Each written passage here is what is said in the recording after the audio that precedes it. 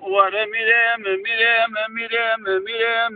hoca mireme hoca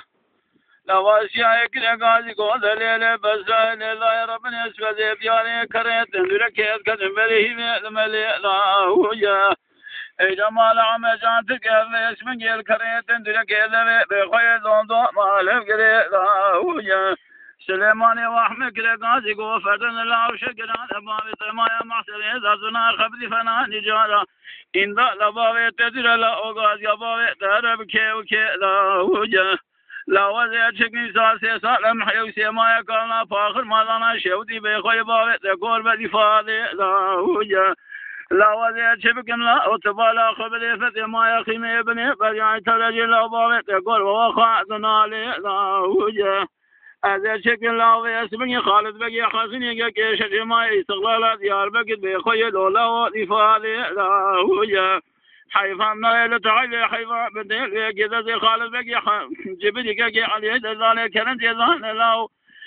Azir merakın beri vizan la la gene sahi fano serazer bakir beri zana istiglal bili sela berdala o zame la hoca Azze çekmen la aşine çune havarine indale la o sabaya khuzebane fekor bela vaze çebikim Rıza esoke ke koro ligul amala amela o kele kaşeri paşa rızgaya ben vahi la hoca Hayfam naile tagale la o fe insabul mana çaya kılık geliga şevdi bavet ekor bakar ve gavri üslava la harbe la hoca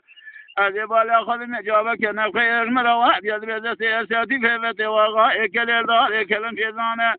Dane peşe doğada canım tevsin gudiye canım ma kuntağı tevin al khilal khadago kodo tedkir gidiye ve abi gidi ana min tilbet bir khaş meclis ya kelam la gela o khara sariye biliye hayvan naile tahalla o da sebavet tecvata taqdiya la bavet zamanat kadra inani la huya